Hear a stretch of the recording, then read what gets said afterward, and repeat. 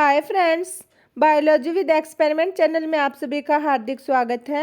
हम कर रहे हैं सीटेट एग्जाम के लिए मॉक टेस्ट और आज के मॉक टेस्ट का अपना पहला क्वेश्चन है,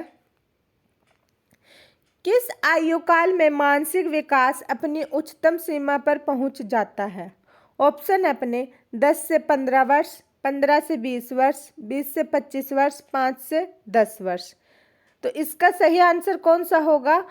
उच्चतम सीमा पर मानसिक विकास पहुंच जाता है, मतलब एक बच्चे का सही से मानसिक विकास कौन सी आयु तक हो जाता है?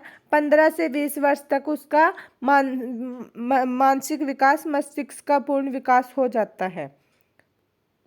इसकी व्याख्या है, वुडवर्थ के अनुसार 15 से 20 वर्ष में मानसिक विकास उच्चतम सीमा पर पहुंच जाता है। नेक्स्ट क्वेश्चन है अपना, किसी व्यक्ति में विकास का प्रतिमान निम्नलिखित में से किस क्रम का अनुसरण करता है? ऑप्शन अपना बाहर से भीतर, शीर्षपदीय, आपादीय, एक पार्श्वीय, विशिष्ट से सामान्य की ओर।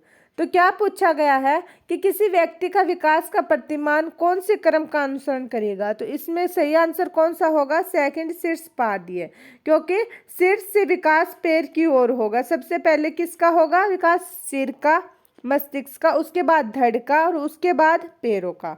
इसकी व्याख्या दी गई है, उसको देखते हैं हम। शारीरिक विकास के क्षेत्र में मस्तोन्मुखी क्रम का अनुसरण होता है, अर्थात सबसे पहले मस्तिष्क क्षेत्र, फिर धड़ क्षेत्र, सबसे अंत में पैर क्षेत्र। शारीरिक शरीर की वृद्धि एवं नियंत्रण होता है। विकास के क्रम में सामान्य से विशिष्ट अनुक्रियाओं के सिद्धांत का पालन होता है। अगला क्वेश्चन है अपना,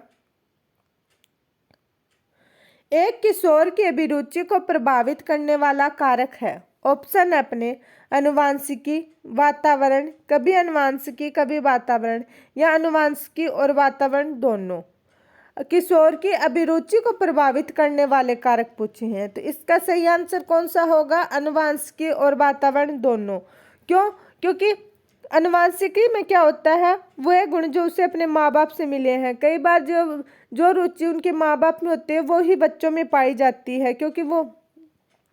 और दूसरा वातावरण, जैसा बच्चा जिस माहौल में बड़ा होगा वैसी ही चीज़ें सीखेगा, वैसे ही करने की उसकी इच्छा होगी। अगर वो कोई चीज़ को हर रोज देखता है, हर बार करता है, तो उसके मन में ये जिज्ञासा होती है कि मैं भी इस चीज़ को करके देखूं। तो एक किशोर की अभिरुचि किस में प्रभावित होगी? अनुवांशिकी और वातावरण दोनों से। अगला क्वेश्चन है अपना, निम्नलिखित में से कौन सा गुण अधिगमकर्ता की सृजनात्मकता से संबंधित नहीं है? ऑप्शन है अपने प्रभाविता, मौलिकता, उच्च उपलब्धि, लचीलापन। तो क्या है? सृजनात्मकता से संबंधित नहीं पूछा है। क्या पूछा है? नहीं पूछा है। तो इसमें उच्च उपलब्धि नहीं होगा, क्योंकि ये जरूरी नहीं कि जो सृजनात्मक बंदा हो वो उसकी उपलब्धि उच्च हो, उसने बहुत कुछ पा लिया हो, ऐसा जरूरी नहीं है। व्याख्या, सृजनात्मकता में जिज्ञासा, कल्पना, मौलिकता, खोजपरता, संवेदनशीलता, लचीलापन, प्रवाह, विस्तृतता, नवीनता, विस्तारण आदि के तत्व पाए जाते हैं।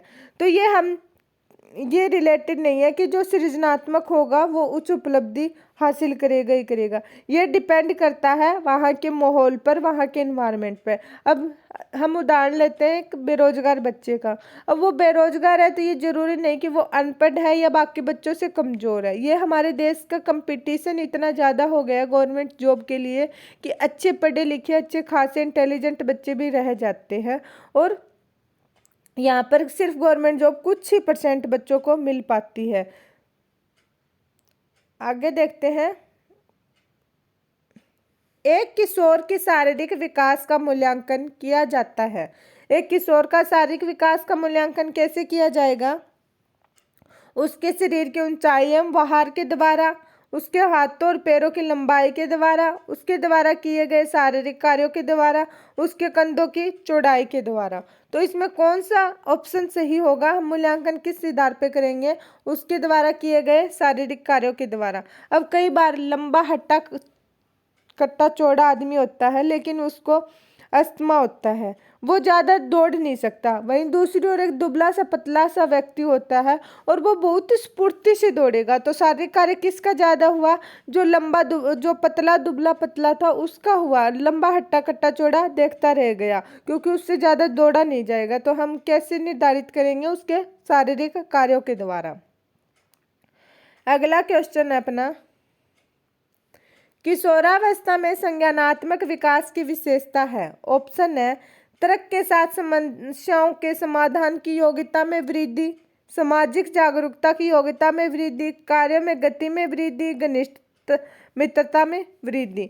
तो संज्ञानात्मक विकास की विशेषता पूछी है, तो इसमें कौन सा ऑप्शन सही होगा? ऑप्शन 1 तर्क के साथ समस्याओं के समाधान की योग्यता में वृद्धि। अगला क्वेश्चन है अपना, किशोरावस्था के दौरान विकासात्मक परिवर्तनों के फलस्वरूप होने वाली एक मुख्य समस्या है क्या? अभिप्रेरणा में कमी, सहयोग की कमी, अभिरुचि की कमी, समायोजन की कमी। तो किशोरावस्था के दौरान विकासात्मक परिवर्तनों में पूछा गया है, तो कौन सा आएगा? ऑप्शन 4 समायोजन की कमी होगी। किसकी कमी होगी? समायोजन की कमी। अगला क्वेश्चन है अपना, किशोरावस्था का काल है कौन सा? 6 से 12 वर्ष तक, 13 वर्ष से 18 वर्ष तक, 19 वर्ष से अधिक, उपरोक्त में से कोई नहीं। तो किशोरावस्था का काल कौन सा होगा? 13 वर्ष से लेकर 18 वर्ष तक इसमें सही होगा। कई बार ऑप्शन में 11 से 18 वर्ष भी दिया होता है, वो भी सही आंसर होता है। ऑप्शन सेकंड इसमें करेक्ट आंसर होगा। अगला अपना क्वेश्चन है,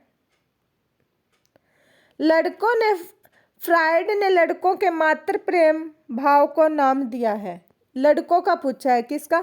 लड़कों का माता के प्रति होता है और लड़कियों का किसके प्रति होगा? पिता के प्रति। तो लड़कियों का क्या होगा? पिता के प्रति। तो कौन सी ग्रंथि का होगा इसमें? ओडिपस भावना ग्रंथि, ओडिपस भावना ग्रंथि। और ऐसे याद रखेंगे, लड़कों का मातृ प्रेम किससे होगा? लड़के है। सिर्फ याद करने के तरीके से, लड़के क्या चलाते हैं? ओडी गाड़ी। जो ओडी गाड़ी होती है, ओडी चलाते हैं। तो ऐसे याद रखना, लड़के ओडिपस भावना ग्रंथि से। देखिए वैसे गाड़ियाँ, ओडी गाड़ियाँ चलाती तो लड़कियाँ भी हैं, सिर्फ याद करने के तरीके से ले लेना। और लड़कियों का कौन सा होगा? मातृ भावना इलेक्ट्रा ग्रंथि की सहायता से। किससे? इलेक्ट्रा से। तो याद रखना, लड़की है उसका नाम क्या है? बिजली। बिजली को क्या कहते हैं इंग्लिश में? इलेक्ट्रिसिटी। तो लड़कियों का क्या होगा? इलेक्ट्रा भावना, और लड़कों का क्या होगा? ओडिपस भावना। इसके साथ ही अपनी ये क्लास यहीं पर समाप्त होती है। नए क्वेश्चनों के साथ हाजिर होंगे। जानने से पहले वीडियो को लाइक, चैनल को सब्सक्राइब एंड शेयर जरूर करना। साथ में चैनल की प्लेलिस्ट पर जो बाकी के मॉक टेस्ट दिए हुए हैं, बहुत सारे मॉक टेस्ट हैं, आप उनको एक बार जरूर सुनना। स्पीड 2 की पर करके आप सुन लेना, आपके क्वेश्चनों की रिवीजन हो जाएगी। धन्यवाद।